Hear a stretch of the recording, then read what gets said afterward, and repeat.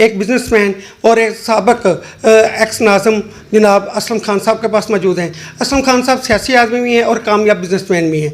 उनसे जानते हैं कि मोहतरमा के बतौर वज़ीर आला इस पंजाब पे, इस मुल्तान पे क्या तरक्याती कामों का आगाज़ हो सकेगा, क्या लोग महंगाई के भंवर से निकल सकेंगे या वैसे ही ये आवाम पिसती रहेगी। अस्सलाम वालेकुम असलम खान। वालेकुम अस्सलाम व रहमतुल्लाह। सर, हमारे नाज़रीन को बताइएगा कि ये मोहतरमा मरीम नवाज़ की क़यादत में कुछ होगा? बज़ाहिर तो नज़र नहीं आ रहा। हालिया जो पेट्रोल की कीमतों में इजाफ़ा हुआ या महंगाई जिस तरह से बतदरीज बढ़ रही है, और इससे तो नहीं लग रहा कि ये संभाल पाएंगे मईशत को, क्योंकि इसके लिए बहुत बड़ा एक प्लान चाहिए और एक अमाउंट चाहिए। अभी मकरूज़ मुल्क है और कर्ज़ा बढ़ता जा रहा है और महंगाई जो है वो काबू नहीं आ सकती, क्योंकि IMF ने तो बख्शना नहीं है, उसने तो अपना हिसाब किताब पूरा लेना है। जब उनसे पैसा लेना है, कर्ज लेना है, तो वो अपनी शराइत पे देंगे। जो उनकी शराइत है कि ये बिजली महंगी करो, सुई गैस महंगी करो, अब मतलब तमाम पेट्रोल महंगा करो, क्योंकि ये खाते उधर से ही पूरे करेंगे, यहाँ से इनकम होगी तो वो IMF को अपनी किस्त दे सकेंगे ना। असलम खान साहब, ये कोई मुश्किल काम नहीं है। देखें, हमारा हमसाया मुल्क है अफ़गानिस्तान, अब उसकी करेंसी देखें, उनकी महंगाई का रेशो देखें और उनकी एडमिनिस्ट्रेशन देखें। अब उन्होंने इंडिया को भी पीछे छोड़ दिया है। इंडिया कितना बड़ा नेटवर्क है, तो ये कोई मुश्किल काम तो नहीं। लेकिन आपको मोहतरमा की जो प्लानिंग है, जो स्ट्रेटजी है, जो इनके साथ टीम अटैच है, उससे कुछ उम्मीदें हैं? नहीं, मुझे तो बज़ाहिर ऐसी कोई चीज़ अब तक तो नज़र नहीं आई।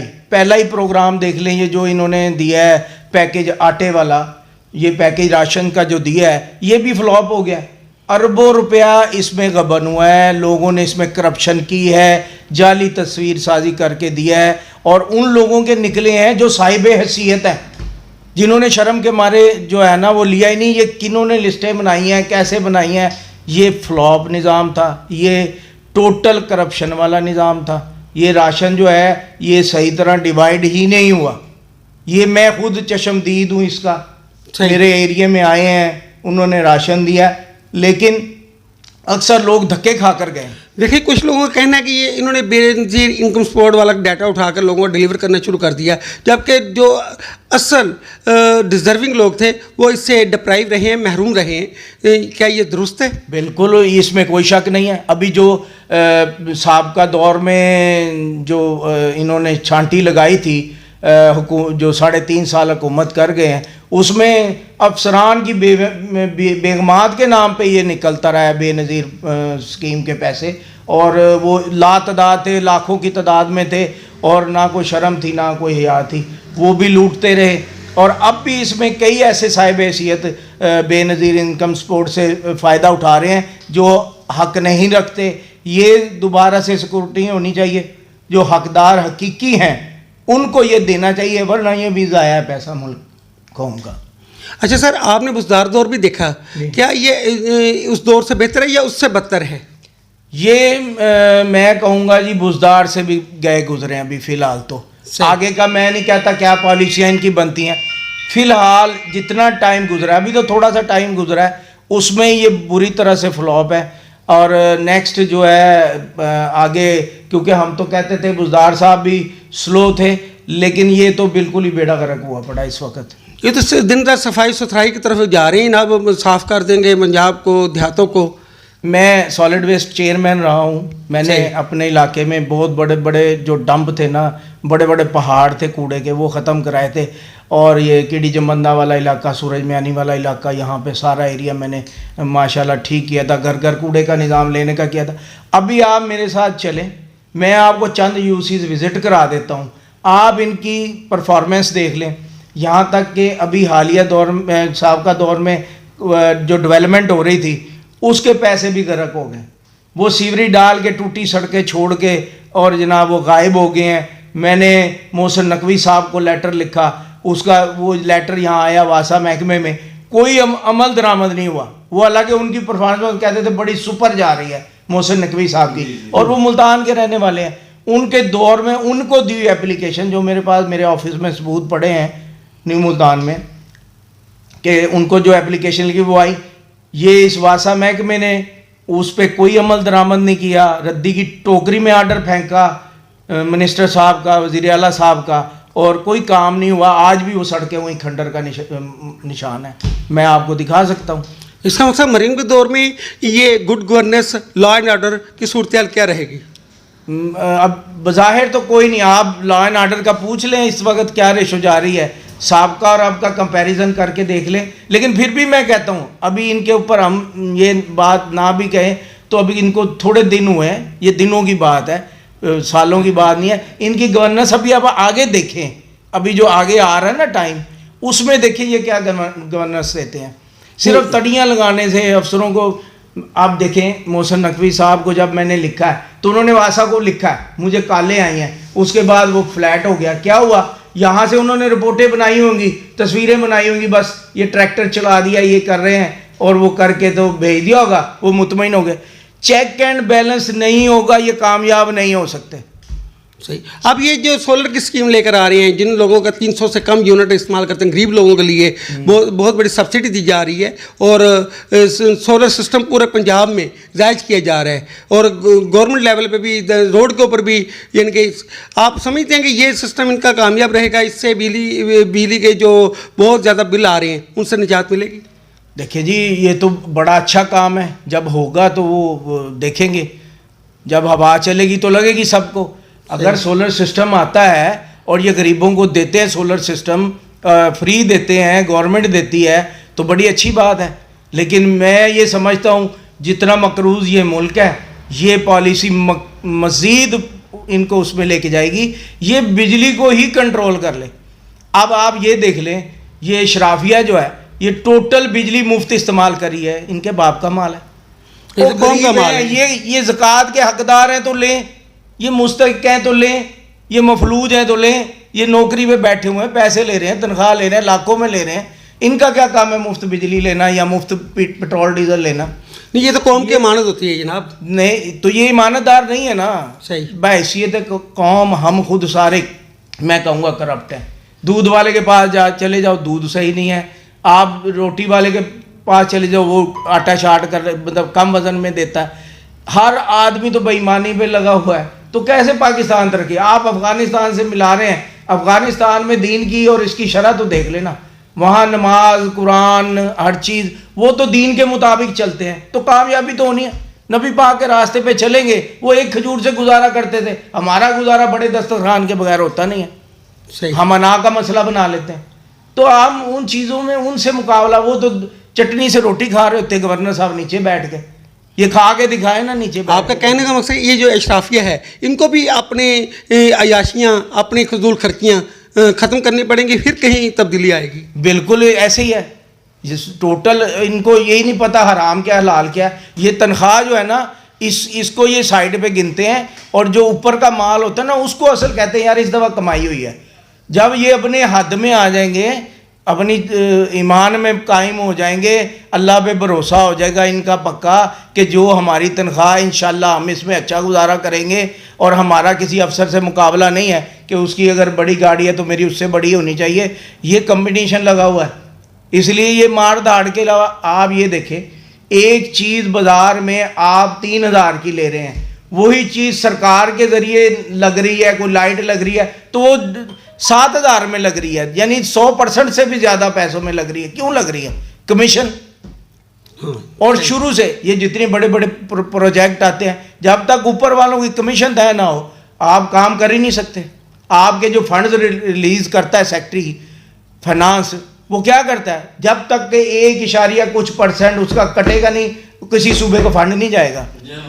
ये ऑन दी रिकॉर्ड बातें हैं। मैं वर्क्स कमेटी का मेंबर रहा हूँ, मैंने सड़कें चेक की हैं, मैंने धक्के खाए हैं, लेकिन इंशाल्लाह अपने हराम का एक लुकमा भी हमारे अंदर नहीं गया। आप नाजिम भी रहे, कौन से यूसी के रहे? मैं यूसी 13 से नाजिम रहा हूँ, पहले नाइब नाजिम रहा हूँ, फिर शेख शाहिद जमाल मेरे नाजिम थे, फिर उन्हीं से कंपटीशन हुआ, अल्लाह पाक ने कामयाबी दी, मैं नाजिम बना वहाँ से, और अल्हम्दुलिल्लाह मैं फाइनेंस कमेटी का मेंबर रहा, मैं MDA कमेटी का मेंबर रहा, जहाँ जहाँ मियाँ फैसल। सॉलिड वेस्ट में भी रहे आप? मैं चेयरमैन रहा सॉलिड वेस्ट का। सही। और अल्हम्दुलिल्लाह निज़ाम बना के दिया इनको सारा, उस वक्त सेंट्री वर्कर्स से।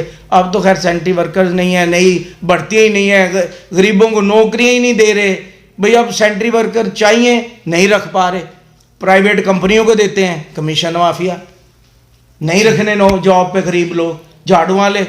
आप आज नौकरी का ऐलान करें झाड़ू वालों की, आप देखें कितने वर्कर, सेंट्री वर्कर इकट्ठे हो जाते हैं। गरीब गुर्बत है, उनको कुछ नहीं नवाजा जा रहा, उनके लिए कुछ नहीं किया जा रहा। सेहत कार्ड था, बंद कर दिया।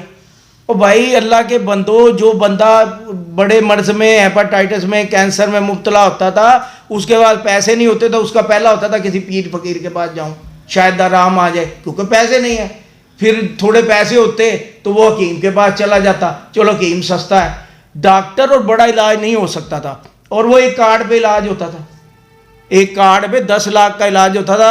अब हम आप लोग सफेदपोश लोग हैं, हमारा गुजारा जिस तरह होता है, हमें हमारे घर में बड़ी तकलीफ आ जाए, चाहे हम जिस सेटअप में भी बैठे हैं, हमें एक मर्तबा झटका लगता है कि यार ये इतने पैसे। और वो ये था, आप जाएं, शनाख्ती कार्ड दिखाएं, अपना बनाए कार्ड के मुताबिक अपना उनका पेपर बनता था और वो हो जाता था। यानी कि लोगों को एक बहुत बड़ा रिलीफ था। सोचें आप इस बात को। इसके बाद ये बंद हैं, जो बाहर के मजदूर काम करने आते थे, वो यहाँ काम करते थे बाहर के इलाकों के, शाम को वहाँ जाके खाना भी खाते थे, रात भी सुबह नाश्ता करके फिर काम पे चले जाते थे। कहाँ है वो?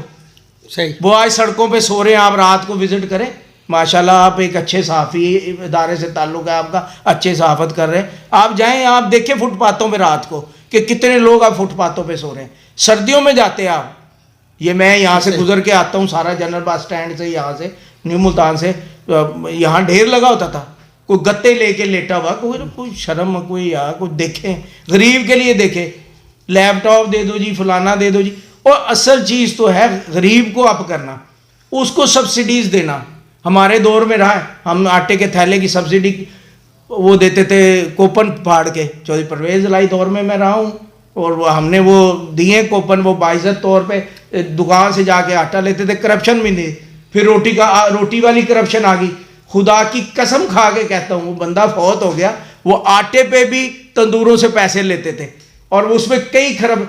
जब परवेज़ लाई साहब गए, 100 अरब रुपया पंजाब गवर्नमेंट में छोड़ के गए, प्लस रोटी आई 223 अरब रुपये, आप नीचे चले गए।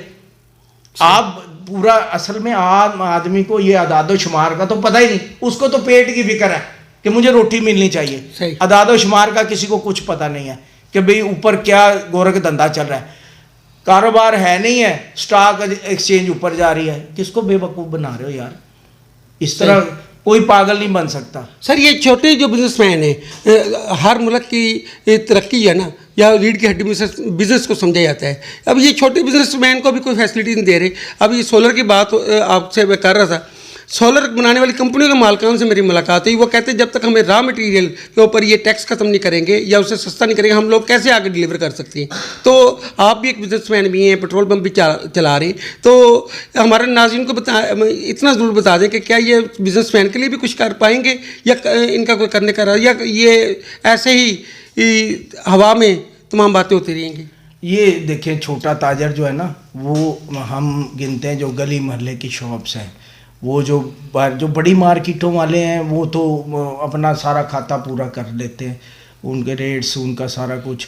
और जो छोटे दुकानदार हैं ना, उनके लिए ये प्रॉब्लम है, और वो गरीब आवाम में ही आते हैं। सर, अब तो FBR का नेटवर्क छोटे दुकानदारों तक भी पहुंच गया, पता है आपको? हाँ जी, ये नई पॉलिसी आई है जो, हाँ जी, ये टैक्स तो लगा रहे हैं, लेकिन टैक्स के मुताबिक सहूलियात तो दे दें। सही। अच्छा, उस टैक्स का इस्तेमाल क्या होता है? सर, पूरे वर्ल्ड में ये होता है, जो टैक्स पेयर है उसको सहूलतें दी जाती हैं, हाँ, उसको ऑनर दी जाती है। लेकिन हमारे मुल्क में क्या होता है? कोई रिस्पेक्ट नहीं है जी, कोई कुछ नहीं है। एक पुलिस वाला खड़ा करके और झाड़ पिला देता है। यानी कि जो हमारे लिए जिन्होंने करना है वो हमारे खिलाफ चल रहे होते हैं। आप देखें, कोई शरीफ आदमी थाने में घुसता नहीं है डर के मारे। हाँ, उसका अपनी इज्जत का होता है। थाने खूबसूरत बनाने से माहौल चेंज नहीं होता। अपनी उनकी नेचर चेंज करें, अपने अफसरान की नेचर चेंज करें, उनका तरीक़ाकार, उनका बिहेवियर चेंज करें, उससे फ़र्क आएगा। थाने खूबसूरत बनाए, माशाल्लाह, अच्छी बात है, होना चाहिए, माहौल अच्छा मिलना चाहिए। असल माहौल है इंसानियत वाला, वो इंसानियत वाला माहौल सही होना चाहिए। सही। अभी ये पतंगबाजी से गर्दनें कटी हैं, तो वो एरियल निकाल के, तो पुलिस, अब आप जिस पुलिस वाले को देखो एरियल लगा हुआ है, सिविल से ज़्यादा लगा हुआ है। और भाई जिनको जो कारखाने हैं जहाँ बन रही, इनको सारा पता होता है। सही। इनसे हल्के की कोई चीज़ छुपी नहीं होती, सही। कोई चोर छुपा नहीं होता, कोई डकैत छुपा नहीं होता।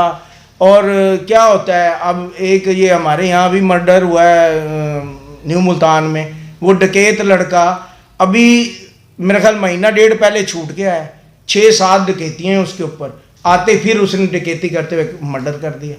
वो कैसे बाहर आ गया? 6 डकैतियाँ हैं उसके ऊपर और वो बाहर आ गया। ला कानूनियत, सही। कानून तो हमारे यहाँ है ही नहीं, कानून का कोई नामो निशान ही नहीं है। सही। कानून सिर्फ एक लाठी का है, वो लाठी से ही कानून चलाते हैं अपने मुताबिक, बाकी कोई कानून नहीं, जी। बाकी कोई कानून नहीं है। कोई चीफ जस्टिस की मिजाल नहीं हो फटक जाए हमारे मुल्क में, सही। कोई नीचे हाई कोर्ट के जजेस वो फटक जाए। आपके सामने मामला आया हुआ है, कट्टा खुला हुआ है लेटर्स का, लेटर्स वाला। वो लेटर कहाँ से आ गए? अजी स्मगलिंग है, स्मगलिंग किसने रोकनी? सही। आसमान से गिर रही हैं चीज़ें, सही। सही। आसमान से तो कोई चीज़ नहीं गिर रही ना। सही। उमना सलबा उतरता था इसराइल कौम पे, वो तो अब नहीं उतर रहा, नबी पाक चले गए हमारे, अब तो हम उनकी पीछे पीछे हमने चलना है। सही। अब जो है ये जो चीज़ें आती हैं या मंशियात आती है या ये तेल ईरानी आता है, किस रास्ते से आता है? ज़ाहिर है कहीं कहीं किसी कोने से निकलता ही है ना। सही। तो उस कोने से तो दहशतगर्द भी आ सकते हैं, सही। मुल्क को तबाह करने वाले भी आ सकते हैं। जब वो आ सकती है गाड़ियाँ, ट्रक, ट्राले, तो ये सही। भी आ सकते हैं। तो इसको किसने देखना है? ये रियासत की जिम्मेदारी है जी। बस ये चीज़ है, जब रियासत ठीक हो जाएगी तो नीचे सारा कुछ ठीक हो जाएगा, लॉ एंड ऑर्डर ठीक हो जाएगा, सब कुछ ठीक हो जाएगा, हमारे अमाल दुरुस्त हो जाएंगे, बेईमानियाँ छोड़ देंगे, मिलावट छोड़ देंगे, नाप तोल में कमी छोड़ देंगे, हम ठीक हो जाएंगे। हज़रत शुएब अलैहिस्सलाम की कौम क्यों तबाह हुई? इसी वजह से सही। कि नाप तोल में कमी थी, तबाह कर दिया, अल्लाह ने अजाब डाल दिया उनके ऊपर। सही। आज नबी पाक के सदके अगर हमें टाइम मिल गया है, हमें नई सजाएं वो मिल रही, तो हमें समझ जाना चाहिए कि हमारे ईमान और अमाल कैसे हैं। सही। हम अपने बच्चों को हलाल खराब ही रहेंगे, नहीं खिला रहे। ये तो बिल्कुल सही। तो जब ये तो सर से पाँव तक पहले अपना एहतसाब करें, फिर आगे सारा ये वो कहते ने आवेदा आवा ही बिगड़े आया। जी मेहरबानी ना असलम खान साहब।